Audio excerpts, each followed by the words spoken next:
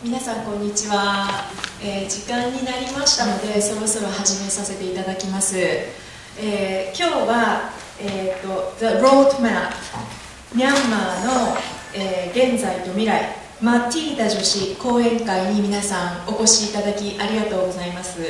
今日司会と通訳を務めさせていただきます慶應義塾大学文学部の吉田京子です。よろしくお願いします。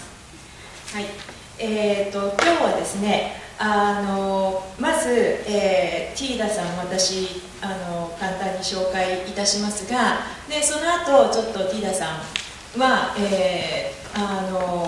彼女が、書かれた2冊の回想録の紹介を簡単にして、で回想録からの部分を朗読し、それ英語なんですけれども私の方で簡単な日本語の要約を付け加えさせていただきながら、回想録からの朗読をいたします。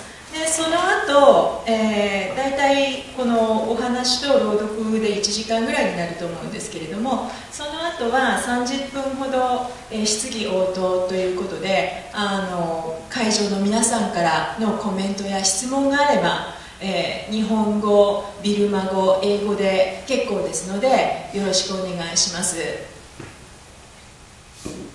はい、ではまずThidaさんを紹介させていただきます。Thidaさんは1966年、当時ビルマの、ヤンゴンで生まれました。で、ヤンゴンの医科大学に進まれると同時に、1980年代の終わり頃から作家活動を始めるようになります。そして1990年以降、勤務医として、ラングーン総合病院や中央女性病院、子ども病院、ヤンゴンのムスリム無料病院といった病院に勤務することになります。その一方で作家としての活動もお続けになり、ティーンエイジャー向けの雑誌「ティーン」や、文芸誌「シュエ・アミタイ」などの編集長を務めるようになります。しかしですね、軍事政権、がミャンマーにできるわけなんですけれども、種々の起訴、非合法活動、国家非常事態法、出版法違反などの種々の罪状によって起訴され禁錮20年の判決を受けます。ね、そして、7年間20年ではなくて7年間独居房に禁錮される。これは私も話を伺ったんですけれども、紙もペンも本もない状態で7年間独房にいるという、経験をされて、その後釈放され、ロンドン大学や、ハーバード大学、ブラウン大学など各地で、文学活動、そして医療活動をし、世界各地でミャンマーの状況を訴えていくことになります。そしてミャンマーで民主化が一応始まるということになり、2008年にミャンマーに帰国されて、現在は主に編集長、週刊のニュース誌の編集長、それから月刊の文芸誌の編集長として文芸活動を中心に、ミャンマーで活動をされています。で、ですね、日本ではミャンマー現代女性短編集というのが、アジアの現代文芸シリーズで出版されているんですけれども、これは大同生命国際文化基金からの支援で出版されていますが、このミャンマー現代女性短編集に、一編彼女の短編新旧旧新、新しい古い古い新しいという短編が掲載されています。これが唯一日本語に翻訳されている作品です。で、今日お読みになる2つの回想録なんですけれども、1つは、サンチャン、インセン、ハーバードというタイトルで、これは出版化されていないんですけれども、サンチャンというのは彼女の生まれの土地ですね。これは後に彼女のペンネームにもなります。で、インセンっていうのは政治犯を収容していた、刑務所です。で、ハーバードは後に彼女がミャンマーを出て、世界各地を放浪することになるわけなんですけれども、そのシンボルですね。一冊はそれで、もう一冊は、最近出版されました「The Roadmap」という、回想録になっています。この回想録はちょっと変わった構成になっていて、それについてはティーダさんからまた説明があると思いますので、私の方からの紹介はこれぐらいにしてですね、では、ティーダさんよろしくお願いします。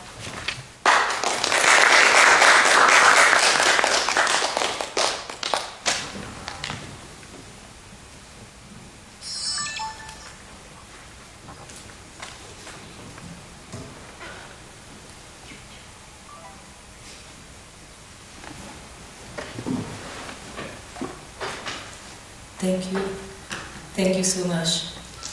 I'm really happy to be here, and now I'm going to read from my prison memoir. And this book, I wrote my prison memoir in 2009-2010. I was at the Harvard University while having the Radcliffe Fellowship. I intentionally wrote this book in Burmese, though I wrote the roadmap in English, because I want my Burmese audience, Burmese people to read it. Then I asked my friend to translate. Now I have no time to edit this English translation yet. I still have to find a publisher, so please, this translation is not very good, I know, but this is the only thing I can offer you now. So this is this book is Sanchaung Insein Harvard, and Sanchaung is where do I live. This part covers how I ended up in prison, how of my younger life, something like that. And Insein is all about my prison experience in Insein prison. And then after Insein, I went to Harvard because of the Harvard Radcliffe Fellowship. I could read this. I could write this book. That's why it's how it is set it up. And then in prison, my health situation was so much critical. My body weight went down to 80 pounds, and I did have 6 months consecutive fever, and some other problems. So in mid-1995, since my situation was very, very critical, the jail authorities sent me to the Insein prison. So I'm going to read this part. It's all about my experience at the hospital and later. The subtitle is Good Morning Mixed with Joy and Worry. I woke up quite early the next day. Probably I'm already into the habit of getting up at 5 a.m. in the prison for the standard lineup. I tried to make friends with policewomen and did morning calls. Like any other public hospital, toilets there were extremely old, but smell or antiseptic was there. On the way to the toilet, other patients showed their acknowledgement, empathy, and gave me a smile as if they were saying, "Get well soon" to me. Some gave me their thumbs up. I felt my whole body was yanked up when I heard "Good morning" from a couple of nurses as they walked past me. Good morning was the familiar greeting that I would hear every day and many times a day when I was serving at the Muslim-free hospital in Yangon. I had not heard this familiar term and sound usually greeted between nurses and doctors for nearly 2 years now. The sound of good morning was so fresh and alive, and no other greetings but just this good morning could give either graceful blessing or sentimental longing. I was revisiting the experience of good morning, filled with freedom amidst the toilets of Insein Hospital.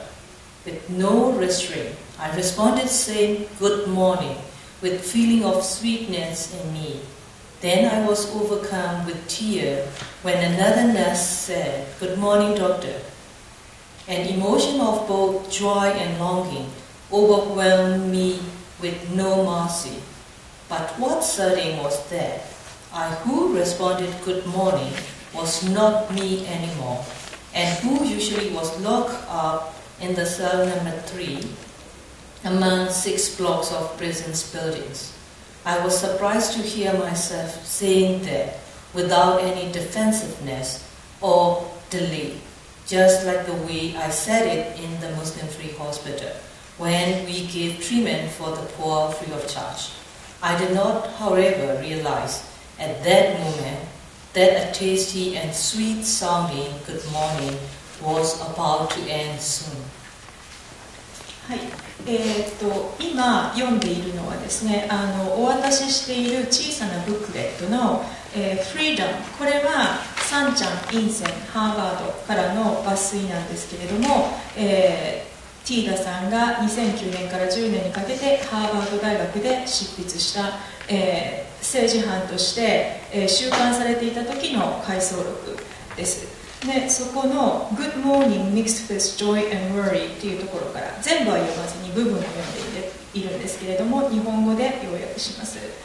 ね当時1995年の時点でここで5年6ヶ月、独房に入っていた後なんですけれども、体重が35キロまで減ってしまい6ヶ月間熱が下がらないという状況が続いていました。そこで刑務所から病院の方に移送されて、診察を受けるということになります。でそこで病院に、着いて次の日の部分ですね。で朝起きてでそれで、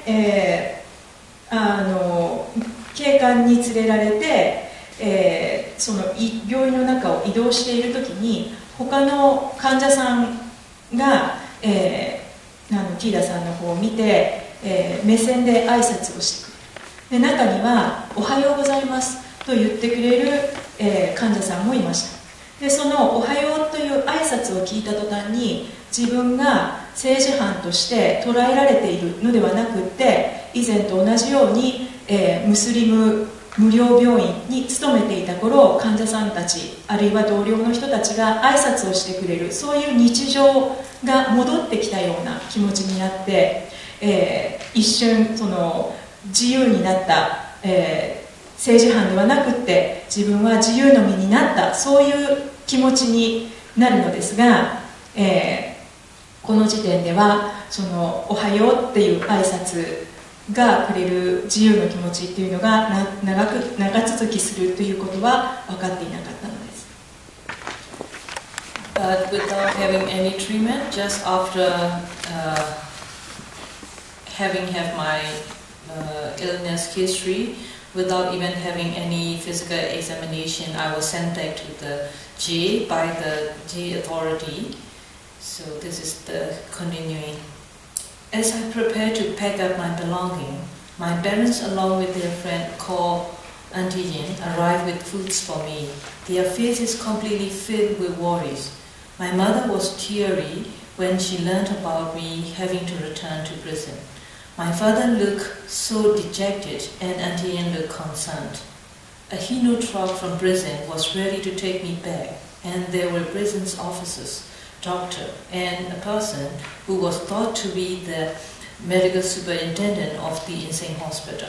On-duty policewomen were there, but not knowing what to do with the situation. All women patients in the building looked at me with their faces wearing sympathy for me, but did not know what was going on. Amidst all of this, my friend Dr. Thida came back with packs of fried noodles in her hand. Faces of prison's wardens and officers lost their composure. The medical in charge, Dr. Linda Wing's face was troubled as well. I said farewell to my mother, father, Auntie Yin and Thida. I told them not to worry. I then turned to prison's officers and doctor and said, "This is all of your idea to take me back to prison without getting any treatment.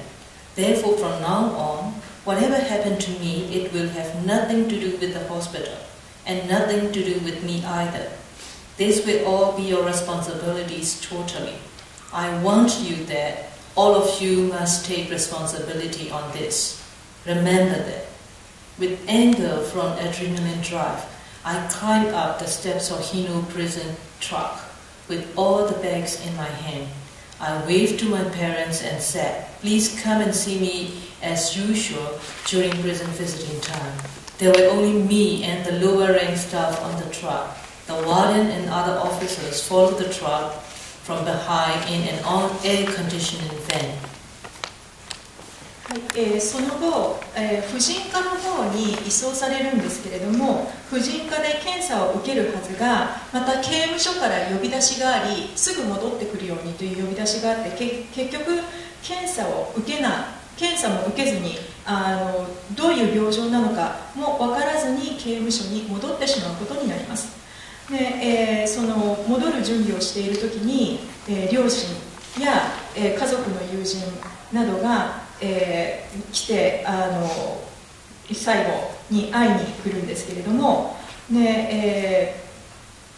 そして結局その病院のスタッフなども困った様子をして、同情的に見ているんですが、刑務所からの命令なのでどうすることもできません。そこでそのティーダさんは、刑務所から送られてきた、オフィサーに向かってこう言います。私の治療をしないで刑務所に連れ戻すということはあなたたちの考えだったのです。だからこれからもし私にどんなことが起ころうともそれは病院の責任でなければ私の責任でもありません。これは完全にその刑務所が責任を負うべきことなのです。そういうことを覚えておいてくださいということを、かなり怒った調子で、伝えます。そうしてトラックに乗せられてまた刑務所の方に送られるということになります。 Shortest hunger strike. Back in the prison, Matthew and the group could not believe when they saw Inda Strike and me coming back into prison with angry face in less than 24 hours after saying bye to them just yesterday evening. I took a rest after putting things in place without explaining the long story I had just endured. Before I could fully regain my breath, a nurse came to me and told me that I had to place my all medicines under the prison's clinic. They will not accept me saying no. Then matron of nurse herself came over and told me that this order to keep all my medicines came straight from the prison's chief doctor. She also told me that they will come to give me medicine when I need to take them. I would not accept this.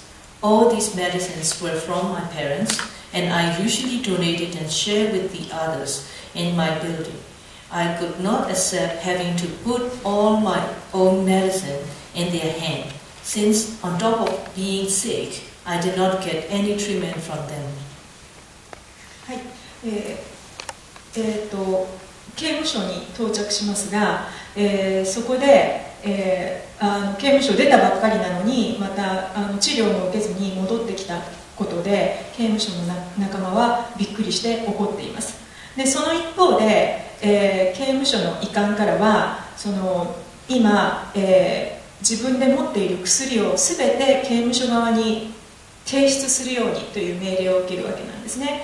で彼女はこの時点でかなり肝臓などが悪くなっており、両親から渡された医薬品というのを持っていてそれを自分で取ると同時にその刑務所にいる他の仲間にも分けているわけなんですけれどもそれを全部引き渡すようにという命令を受けます。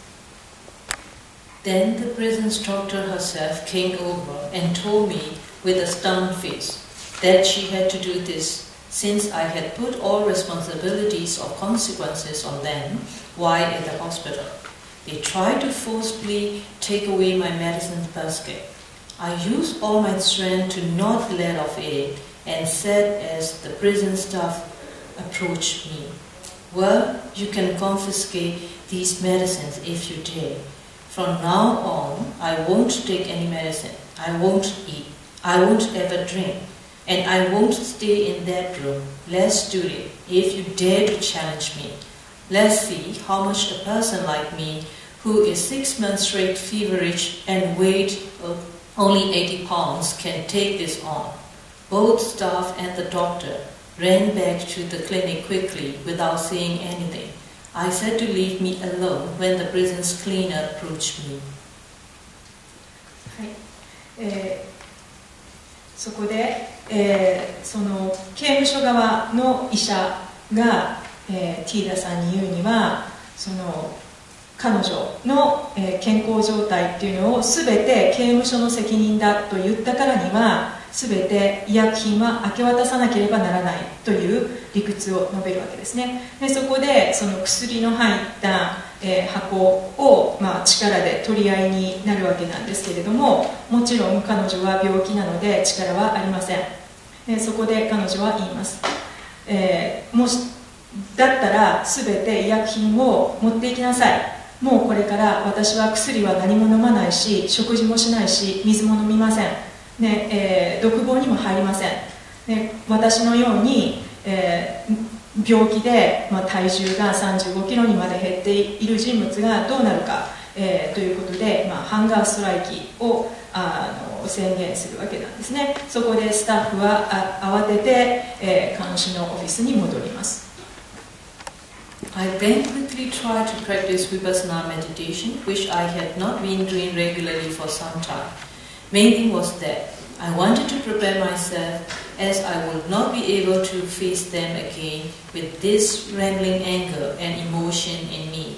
I tried to calm myself by giving attention to touching sense on the tip of my nose every time I breathe in and out. Vipassana meditation, which is the learning and knowledge of root cause and words of the Buddha, usually rescue me in a situation like this. Just as I thought, within 15 minutes, I heard the noise of bonzan bonzan, meaning standard sitting, continuously. I got up and sat on the bedstead. A tin door of our building swung open. The old prison's uniformed staff walked in forcefully to approach me. Some wore stunned look, as if they were looking for a victim furiously. Some wore consoling look, as if they were teasing a victim. There were stars on their shoulders. It looked as if all the high ranking of prison had come. Among them, I saw the head of prison hospital, but I did not see the prison's chief doctor. はい、ここでかなり頭に血が上ってしまった彼女は、ビパサーマという、瞑想方法で心を落ち着けようとします。この方法は彼女が長年使っていた方法で、その鼻の先に注意を集中して吸う息吐く息に注意を集中することで心を落ち着かせるという瞑想方法です。これは仏教の瞑想方法なんですけれども、そうやって、15分ほど瞑想していると、ポンザンポンザンポンザン、これはおそらく正座正座正座っていうアナウンスメントが聞こえてきて、で、その刑務所の管理職の人たちが彼女の独房に次々と入ってきます。でその中には、監獄の病院長も混ざっていました。 True meaning of freedom. What do you want? Asked the prison's warden. Uta'u. I bluntly answered back. 1. I can't allow to take my medicines away. 2. I won't take any treatment from prison's doctor here and transfer my case to another doctor. They then told me the same thing, that this had come to this because of what I said at the hospital. It's nonsense. I went to hospital but got no treatment whatsoever. It's an order from above. We can't do anything. Then what is it about taking my medicines away? My voice was still harsh just by the fact that I was trying so hard to control my emotion. I thought this could not be happening. So I pulled all my attention to the tip of my nose to remember, breathe in and out, and try to calm myself down more. That's because you might use these medicines to kill yourself. You will be able to do so because you understand everything about medicine, said Deputy Warden U Ong Nguyen with his gentle tone. Okay, I thought I found my good match to discuss. Oh gosh, no, uncle. I deliberately used to address him as uncle to avoid having to use the standard terms of Saya or Tamba, teacher or chief warden. I did this as I also wanted to get close to him and gain empathy from him as well. In this, if I wanted to die, even if you leave me naked, I can still bang my head to these cement walls to kill myself. My problem here is to stay alive and well, not to kill myself. I don't want to die. Having had no rights to get systematic treatment for my illness, I'm asking to get these 2 months in order to live, uncle. My voice started to get stable. Suicide is illegal by law, and according to the Buddha Dhamma, this act would not release me from samsara, circle of life. And the consequences of this act will come for another 500 lives. I had never thought of doing so and will never do in the future, but was truly amazed at how they could come up with this thought. Actually, the way you all are trying to put me through is killing me, uncle. That's why I said that prison must take responsible for any consequences of me not getting treatment. 監修の、ウータウーという人が一体、ティーダさんに向かって何を要求しているのかと聞きます。そこで彼女は答えます。2つの要求があります。1つは、医薬品を取らないでほしいということ。もう1つは、彼女には刑務所で主治医がついているんですけれども、この主治医の治療はもう受けたくない状況、病状が悪化しているんですね。受けたくはないということを伝えます。でそこで口論になります。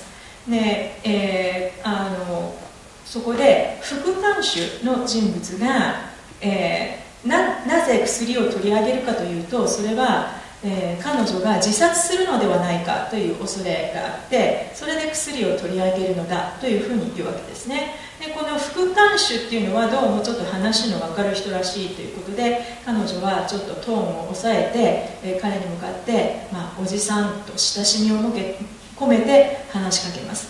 で自分は、生き抜こうと思っていて、今病気になっていて生き抜けるかどうかが問題なのであって、自分を自ら、死なせるっていうことは絶対したくない。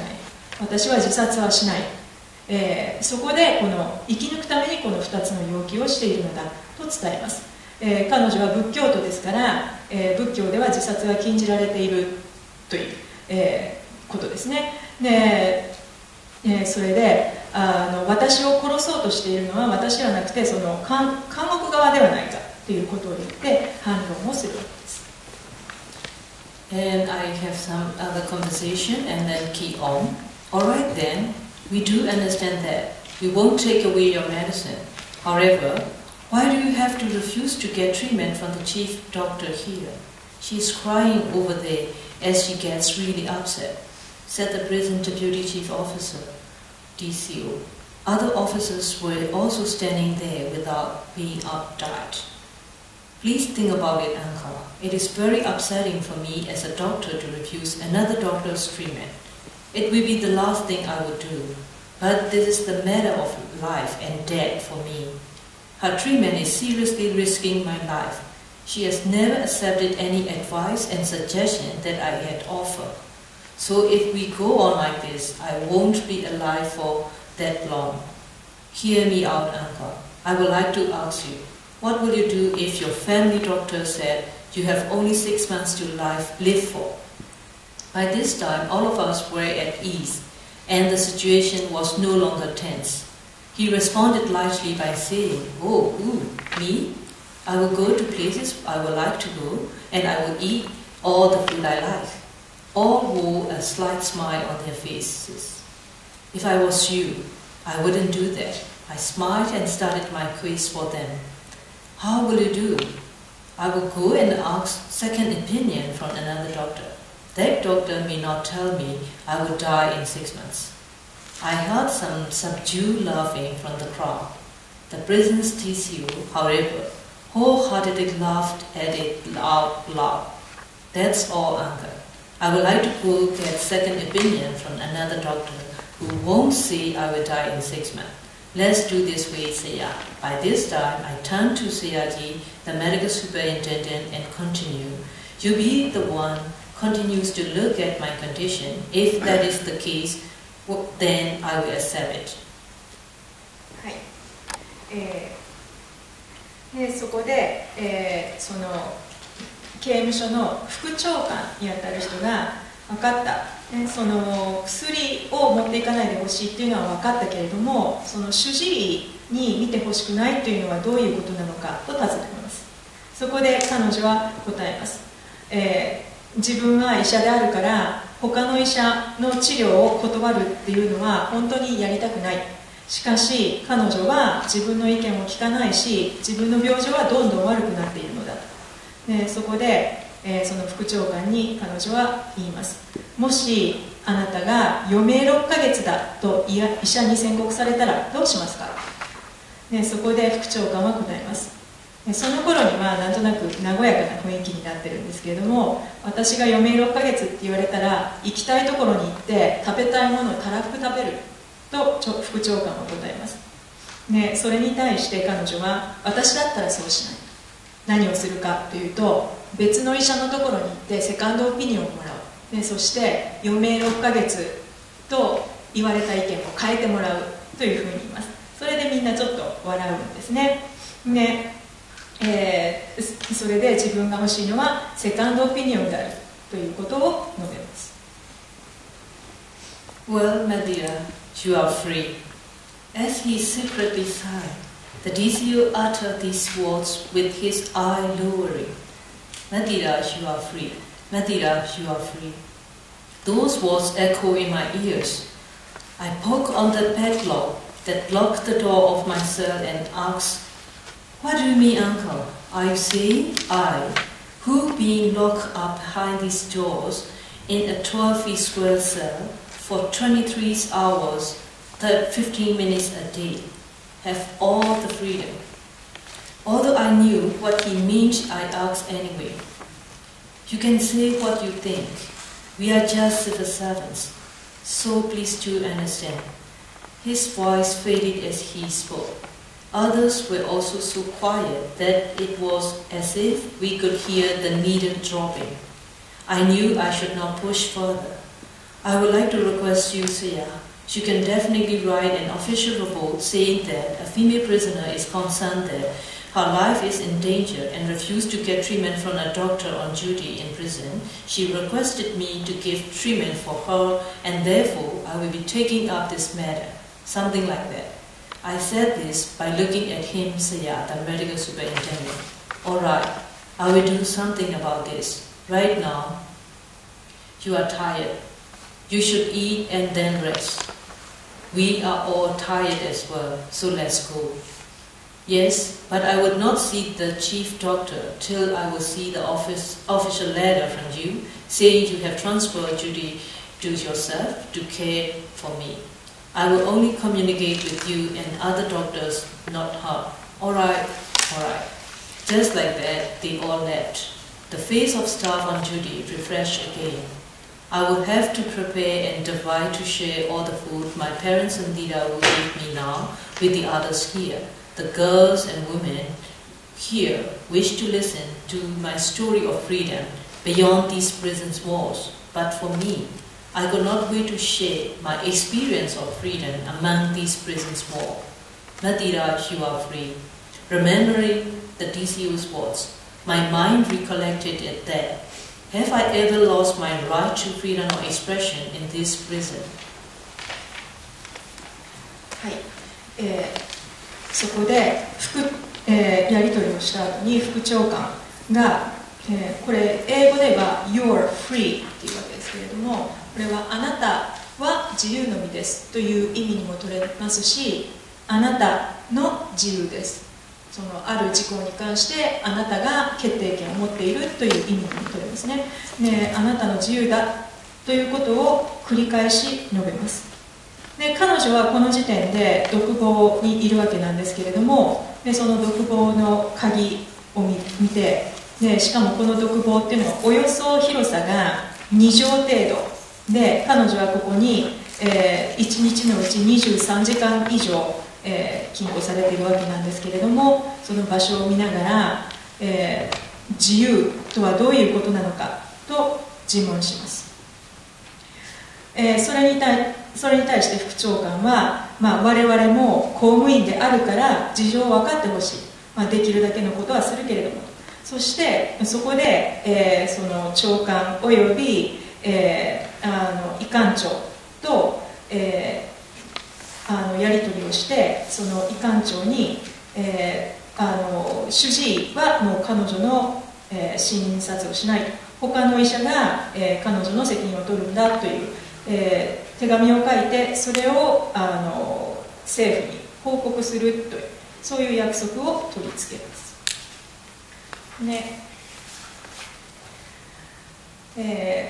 でその手紙を取り付ける約束をして、彼らはもう私たちは疲れだし、もうあなたも疲れただろうから休みなさいと言って去っていきます。でこうしてスタッフがみんな去っていってしまって、残りは看守だけになるわけなんですけれども、残された、ティーダさんはその、監獄には他にも女性政治犯がたくさんいるわけですが、この女性政治犯たちは彼女が、外に出てまた監獄に帰ってきたわけですよね。その外に出ていた間どういうことだったのか話を聞きたいと思っています。それに対してティーダさんの方はその監獄の中で自由を得る、つまり監獄の中であなたの自由だと言われたその心の自由について話をしたいと思っているという、はい。ここまでが、最初の、サンチャン・インセン・ハーバードからの抜粋になります。で続いて、The Roadmap からの朗読に入るんですけれども、ちょっと時間の都合もありますが、ちょっと本の紹介。Would you introduce what the book is like? You know, the military government, they announced they're going to have a 7 steps roadmap in order to reach the multi-party democracy system. So I wrote this book and named the roadmap, and this is our roadmap, and I intentionally made all together 7 chapters according to the period of our political significance. So I named all the chapters in Burmese also, because the road is in Burmese is Lan. So all the chapters started from Lan. Lanza, Lankula, Lan Loe, Lanbe, Lanza, Lanzo, Lankwa, something like that. So it's till around about 1988, I mean it's a starting point, Lanza. From 1988 till 1990, the election is Lankula, end road. And from 1990 till 1993, at the beginning of the National Convention, is D2, is Lanhue. And from 1994 to 2005, is Lampe, roadblock. And from 2005-2007 is another Lanza, way out. Lanza has 2 definitions. And from 2008 to early 2009 is Lanzo Junction. And 2009 to 2011 is Fork in the Road. And in this book, it is a documentary fiction, and it includes altogether 4 characters in it. I never name any name. The characters has no name in it, and I don't portray how they look like. So it is all like the monologue of 4 characters. I intentionally do this because in Burma, I really want my readers to feel the isolation. No, very few interaction in between. So that's why I use all monologues. And 4 characters are bloodly relative, father and son, and father and daughter. So in each and every small chapters, I use a situation and atmosphere to explain the background, and then the travelers. The travelers part is all monologue. Monologue of the daughter, or monologue of the son, or monologue of the 2 fathers, something like that. So with the limited time, I just want to... Should I explain that first, and you want to read a section from that? はい、今、このロードマップの説明がありましたけれども、ちょっと要約させていただきます。でこれは小説化された回想録となっていて、彼女自身本人の経験というよりも彼女の経験や他の人たちの経験をフィクションとしてまとめた本になっています。でちょっと変わった構成なんですけれども、まず「The Roadmap」っていうタイトルなんですが、ミャンマーが民主化をするっていうことを、打ち出したわけなんですけれども、その民主化の7段階っていうのがあるんですね。でその民主化の7段階というのを皮肉ってこの小説は「The Roadmap」というタイトルがついています。で道というのはミャンマービルマ語で「ラン」というんですけれども、この7章に分かれていて、で全ての章にビルマ語で「ラン」道という言葉がついている。第1章が途上、道の途中。第2章が寄り道。第3章が行き止まり。第4章逃げ道。第、5章が交差点。どっかで抜けましたけども、第1章が出発点ですね。で第2章が、途上、寄り道、行き止まり、逃げ道、交差点、そして最後7章が分かれ道というふうになっています。でこの、小説には主に4人の登場人物で、この4人の登場人物は全て語り手なんですね。4人の語り手が出てきます。1人は、医師の父親です。彼は政治犯として、刑務所に入っています。でこの父には娘がいて、この娘が2人目のナレーターです。で、また別に編集者の父親がいます。この編集者も、また別に、政治犯として刑務所に入っている。でこの編集者の父親には息子がいて、この編集者の息子っていうのが3人目4人目のナレーターということになっています。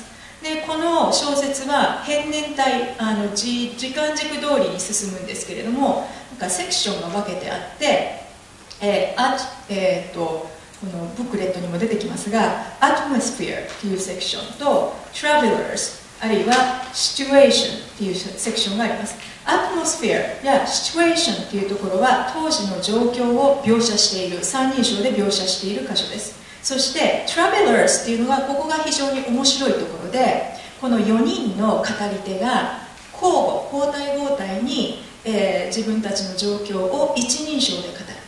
でこの4人の語り手たちには名前がありません。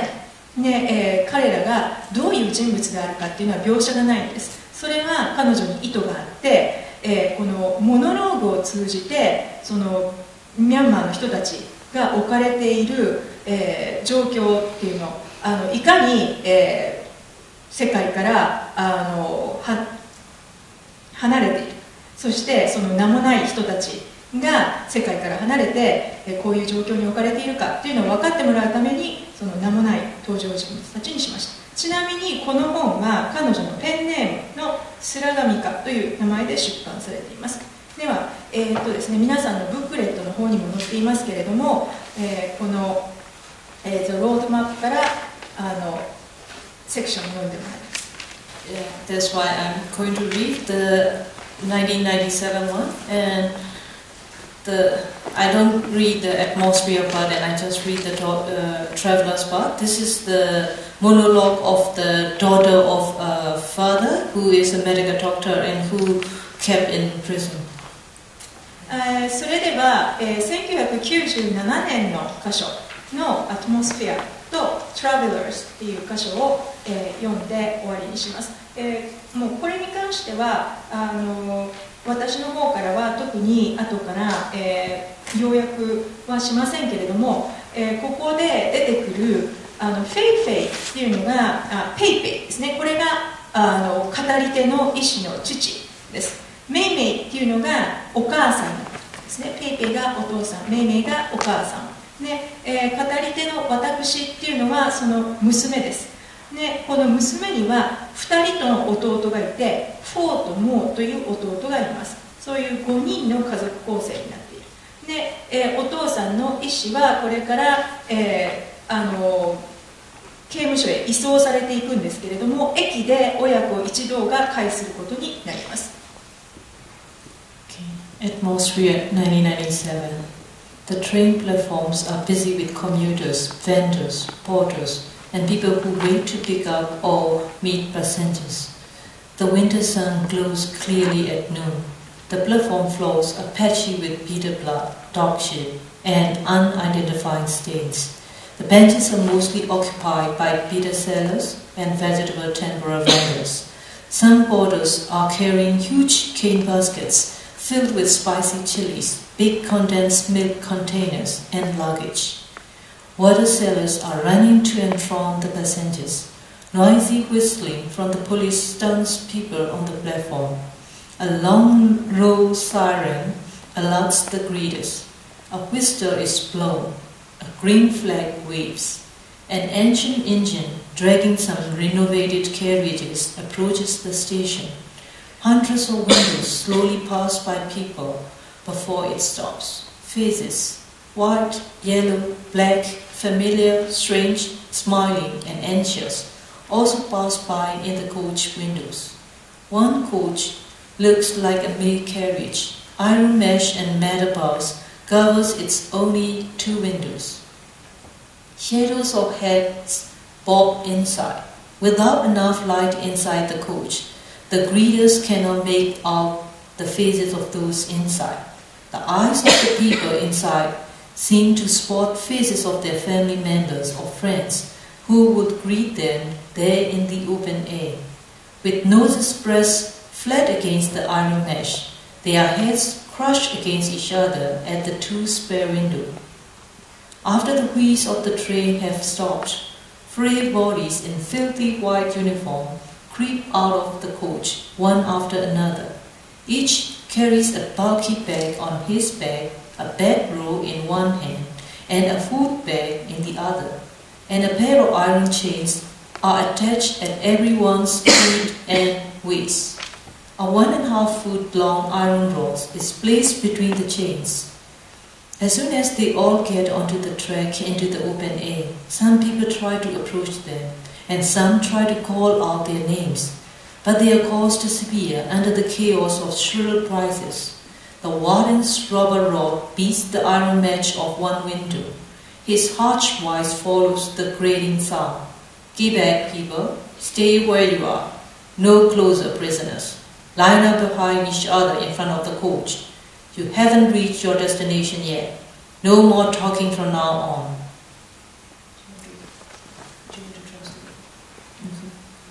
Travelers. What a terrible scene. Tragic, full of humiliation. How can I find words that express my feelings at this moment? I am numb. No, the level of the mercury in my emotional thermometer is about to pass, feeling beyond uttermost feeling, not only numbness, but also unconscious awareness. Look at Pepe. It was my dream to see him in the open air. Now look at my Pepe in the open air. Look at him. I haven't visited Pepe for quite a long time, not since I started medical school in late 1995. After that, we were not allowed to visit him until he received another 7 years imprisonment early last year. Then my school closed because of the students' demonstration in December. I finally had enough time to visit Pepe in a far remote prison, but each time I see him, I am filled with sadness and can't express myself well. I always have something to hide from Mimi and Pipi. It is so painful for me to keep these secrets. I feel helpless. I really don't want you and Mimi to get upset, but things are happening that are out of my control. I have neither the power to resist these changes nor the power to let you know what's going on. What's going on? The pain is from within. Maulipio is getting mad at you. He is now in his final year of high school and learning that most of his school friends are respected and have a kind of prestige as the children of former medical school teachers or high-ranking officials. Then he starts thinking that we were neglected because of your imprisonment. He openly told me once, "Mama, sister, Pipi has not been a dutiful father to us. He just thinks of his own interests and doesn't care about us. You know, he shouldn't do anything that could hurt us, but he did, and he won't be released soon. We will be forever ignored. I cannot understand him." I was shocked to hear him speak of you like that. I could understand him. But of course, I also understand you. But he cannot understand you. He doesn't want to tell this to Mimi since he appreciates her sacrifice and sorrow. He just tells me. Then I feel immensely confused. I can't explain your concern and sacrifice to him very well. He won't accept anything I tell him. He is deeply affected by all the hardship we have been through. That's why I always make him accompany Mimi to visit you, so he can get to know you more. But then, I don't get the chance to see you often. I hope Maulipio can understand you better soon. Until now, he hadn't said much about you to us. Mimi told me he just asked you about your past aims and future dreams, rather than your present situation. I hope he can accept the truth about you eventually. Soon after the regime changed its name from SLOC to SPDC, State Peace and Development Council, Mimi got a message that you were going to be sent to another prison far away, and that we could meet you at our town train station on your way through. My medical school had closed, and I was the only one at home with Mimi at that time. The two of us collected some food and drink and left for the train station. At first, I wished that Maulipio and Mo could have accompanied us, so we could all meet you in the open air together and chat for a while if we had enough time. I would have gone and picked up Mauli from the school, but now I think it was better they didn't come. If they had seen you the way you look, hearted like an animal, oh no, I can't think about it. Look at you in the open air. Your dry grey and black hair is cut short and looks like a dusty bush on a shaved mound.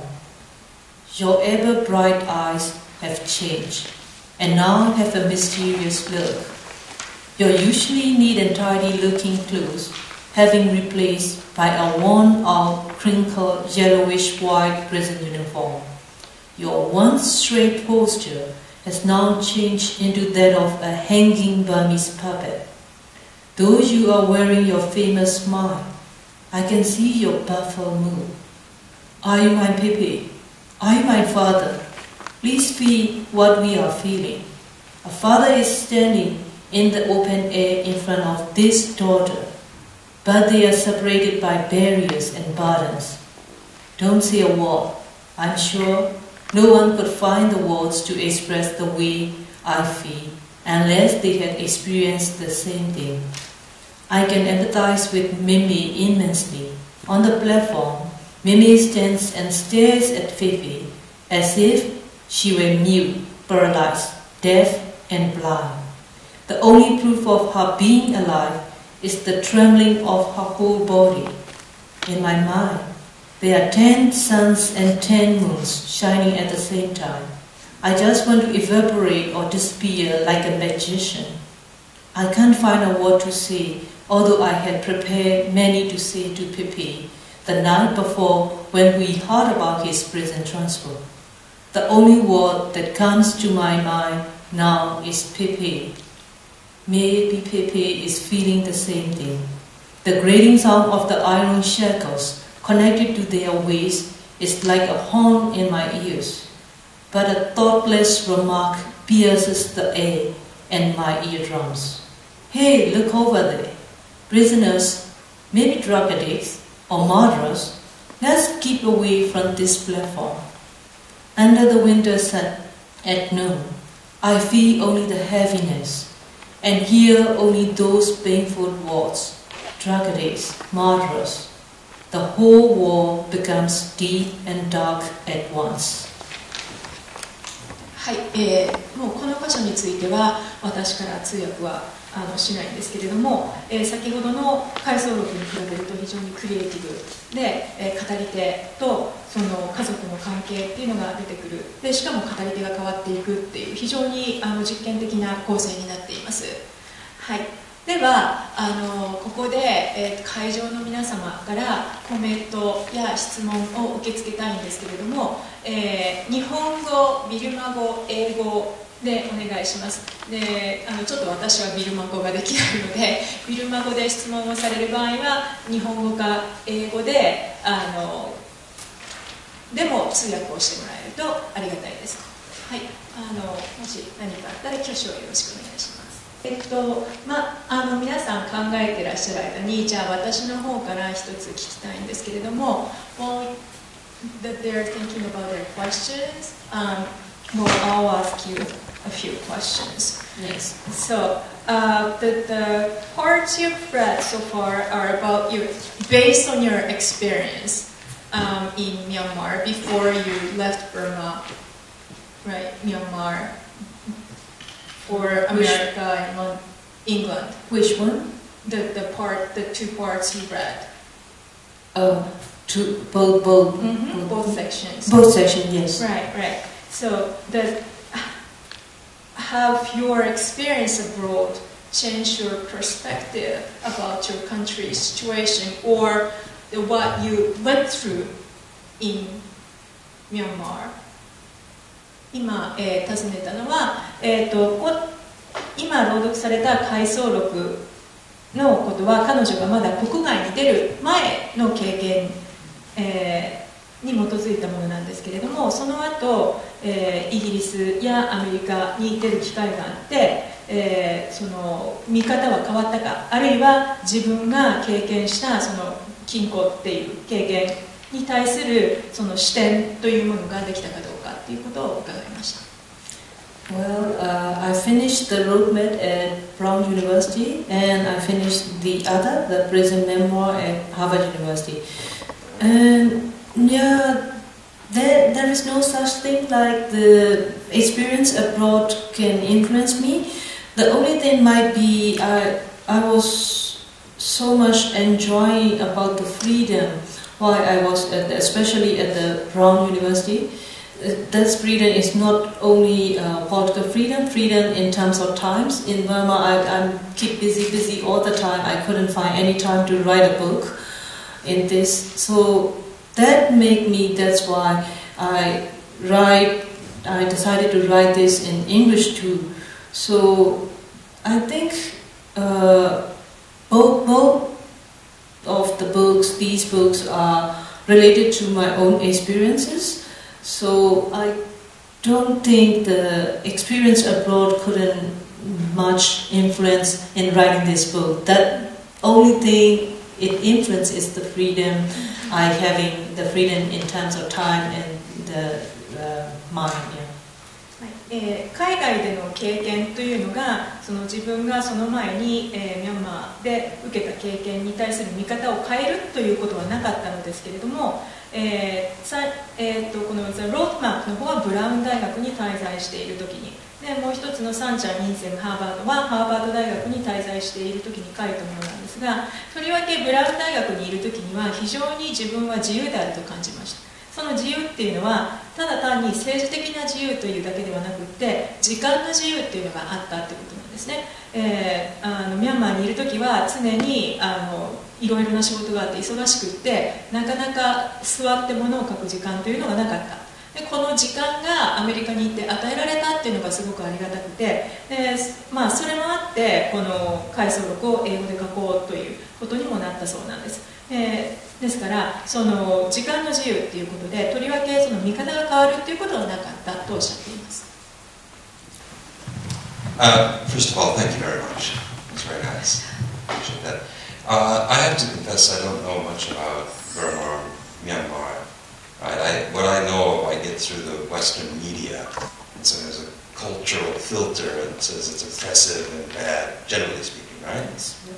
So I'm wondering, why were you in prison? And is your experience kind of a common one, representative of what other people might have experienced also in Burma, Myanmar? Yeah, I took part in the 1988 demonstration, and then I joined NLD, not as a member, just as a sympathizer. At that time, all the university closed, and media, the periodicals, we cannot be published. So I joined NLD and helping as the member of information section, and I traveled together with Aung San Suu Kyi in early days. And then after she was under house arrest, at that moment we were so lucky, and all of our information section members went back home to recharge our battery and collect things, but they were under house arrest. So I was safe, but I couldn't stop my activities. So I did sort of the underground movement, but the accused crime is altogether 4. Indeed, I just read one of the journal published outside. It's published by the National Coalition Government Abroad. So I read that journal and passed it to one of my friends. That's all my crime, but the accusations is altogether 4. 5J is endangering public serenity. 17.1, contact with illegal organization, and another 2 is printing act number 17 and number 20. So altogether 20 years imprisonment. But I was lucky and I was released after 5 years, 6 months, 6 days. ちょっと要約しますね。今の質問が、我々は西側メディアを通したミャンマーしか見ることができないんだけれども、その彼女はどうして禁錮の刑にあったのかで、それがそのミャンマーの人々にとってはどれぐらい、普通の経験なのかっていうことなんですけれども、まず彼女は1988年のデモに参加して、であとは NLD に、関与していた、これはアウン・サン・スー・チーさんの、政党ですよね、で関与していたっていうことと、あとは大学や出版業界が閉鎖された時に、出版に関わっていたということもあるんですけれども、直接その起訴された原因となったのは、ある雑誌を、購読してそれを他の人に貸したという、それが逮捕の原因になったということを述べておられました。I forget to answer the second question. Yes, most of my experience are very common among the other political prisoners. That's why I wrote the Road Bed Fast. It is totally not my own experience. It is experiences of 2 of my colleagues. Mostly, they were sentenced and they spent more than a decade. Indeed, most of the political prisoners, they spent much more time than me. That's why I got to know their family members. That's why I could make this book, not only from the point of them, but also from their family members. 2つ目の質問に関してなんですけれども、実際、こういうことはビルマでよくあったことで、この2つ目の本に関しては自分の経験だけに基づいて書いたのではなくって、自分が知っている他の政治犯の経験、あるいは自分が釈放されてから出会った政治犯の家族などから話を聞いて、これは自分の経験ではなくってビルマ全体の経験なんだっていうことでこの本を書いたっていうんですね。Hi, my name is Hafen Mobaya. I'm a teacher at Kansai University in Osaka. You explained that the roadmap was a governmental plan. I'd like to know where they're up to at this point in Myanmar, and I'd like to know also how your book has been received in your country, since you wrote in Burmese, right? For the roadmap, I use a pseudonym, and it's at that time. By the time when I finished this book, it was only in early 2009. So the situation inside is still very, very sensitive. That's why I use a pseudonym. It's not my own name, and still. Last year it was not very good, so the publisher decided not to send books to Burma. But recently, now in Burma, we can get this book, and I also disclosed that Suragamika is me. And yeah, and your question. Does it mean you're in trouble? Till no trouble yet. Even at the Irrawaddy Literature Festival early this year, I disclosed and I make kind of a panel discussion with the characters in this book also. So we disclose quite very well, and not very many people in Burma could read in English, to be frank, so it's not very well received. But compared to this, the prison memoir, it's published in Burmese. So it was published in November last year, but still it's on the top 10 list. So it's well received by Burmese people because it is Burmese. It's written in Burmese. Yeah. Okay. And yeah, the other part of the question was the roadmap. Where are they up to? Where are they at? According to their 7 steps, they already reached, because the end of the it's not already reached. Indeed, it's the 6th step is the having the election. So the next step is building the multi-party democracy. So we don't know we are about to reach the 7 or still after 6. Yeah. Okay, thank you. Thank you. 質問は、その民主化の7つの段階というものがあるということなんですけれども、現在その7つの段階のどこなのか。でもう一つはその、彼女の回想記がビルマ国内ではどのように受け止められているかという質問でした。で、2つ目の質問の答えから、だったんですけれども、2009年にこちらの「The Roadmap」が出版された時点ではまだ2009年ということで政治的にも微妙な時期だったので、これはビルマでは出版されませんでした。で彼女は、ペンネーム偽名を使ってこれを出版しています。で最近になってこの英語版が、ビルマで読めるようになって、でしかもその彼女が、Thida が、書いたものであるっていうことを明かしたわけなんですけれども、ビルマでは英語を読める人は少ないので、あまりこちらの方は読者は得られていない。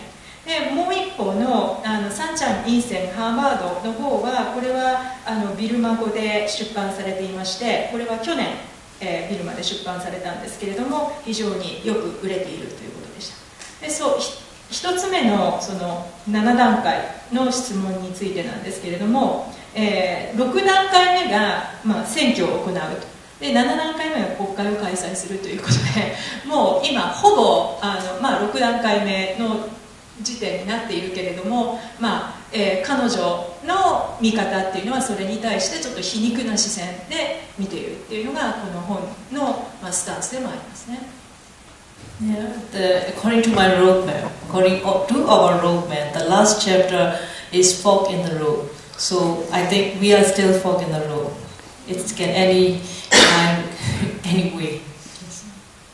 この The Road 本の中の最終章っていうのは分かれ道っていうことになってるんですけれども、それが彼女の、この民主化7段階への一つの解釈となっていて、これからまだ分かれ道でどうなるかは分からないということですね。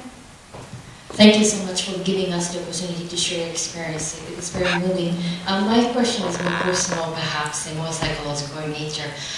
The first, when I heard about this lecture, the first book that came to my mind was the one by the German psychiatrist Frankl, who experienced Auschwitz, and he discussed his experience the concentration camp as a psychiatrist as well. And being a medical doctor, being a psychiatrist helped him to survive this horrible experience and create some kind of distance from the horrible reality that he had to live. So I'm just wondering, how did your training as a medical doctor help you through this experience? What kind of psychological process did you yourself observe yourself going through? And how has writing itself, after the experience, transformed or the experience or transformed your understanding of the experience? Thank you. Indeed, not being as a medical doctor, I can overcome. And the only most significant things that's really helpful for me is Vipassana meditation, my meditation practice. It's changed my life. The key matters in this prison memoir, what my Burmese people appreciate is also because of this meditation practice. I did for every detail how my emotional and the mental kind of maturity has been changed after practicing this Vipassana meditation. But being as a medical doctor, it saved my life indeed. I know how to treat it. That's why I became a very, very bad prisoner to oppose them. Otherwise, I might really die in prison. So it's.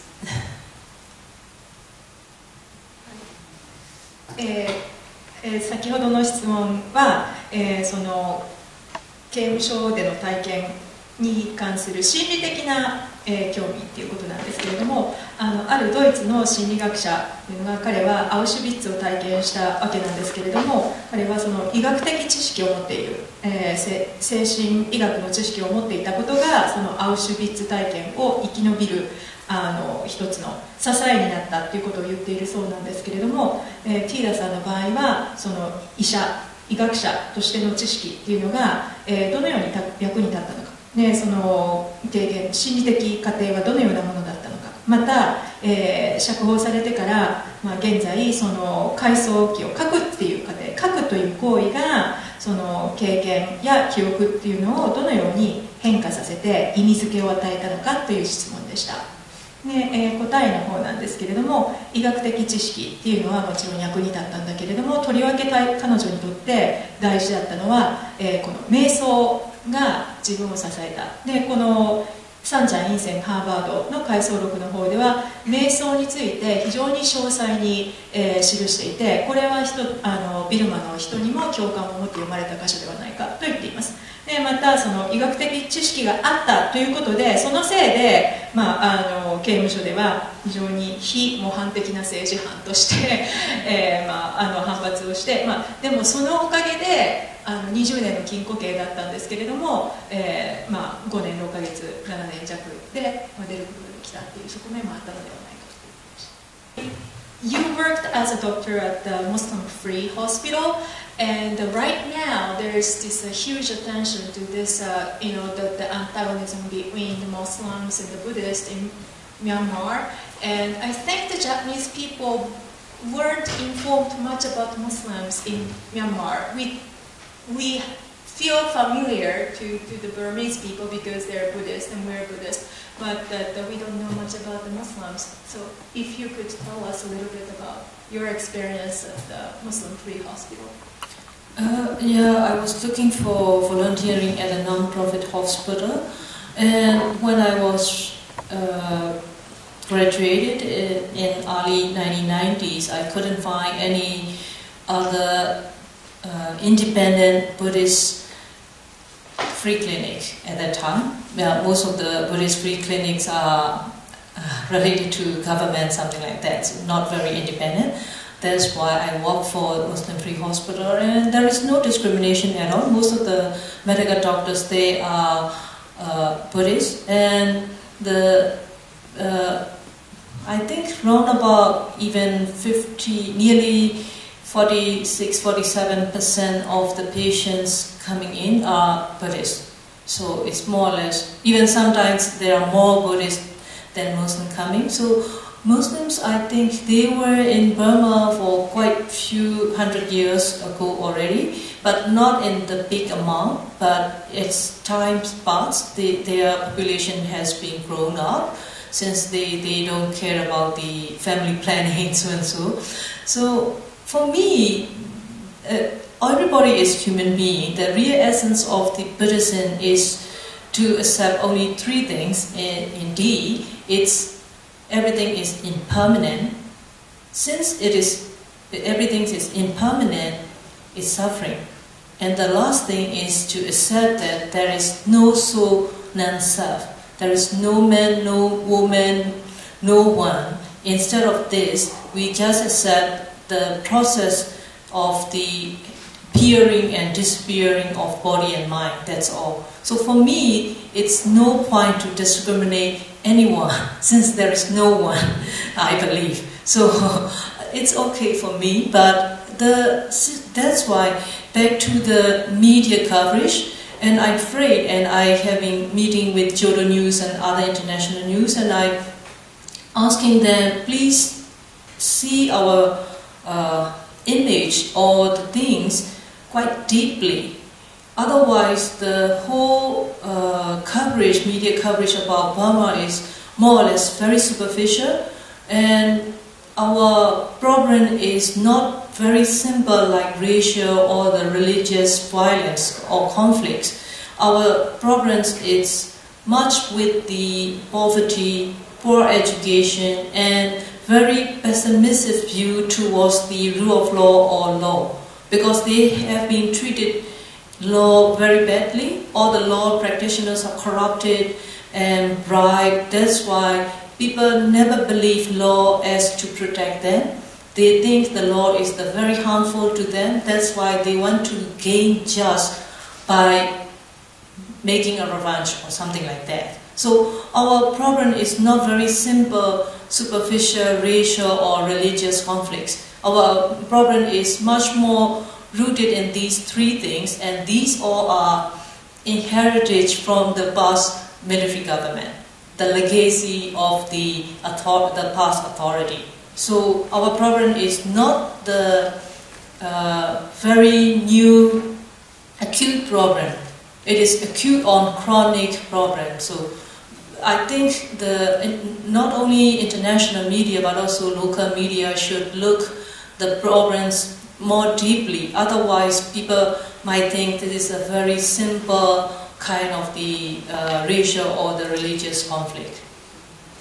はい、ありがとうございます。私からの質問は、ティーダさんはムスリム自由無料病院に勤めていたことがあったわけですけれども、今ミャンマーではイスラム教徒と仏教徒の対立っていうのが盛んに報道されていますが、彼女日本の人たちっていうのは仏教国としてのミャンマーは知っていてもムスリム教徒のことはあまり知らないのではないかということで、そのことについてちょっとお話ししてくださいっていうことをお願いしました。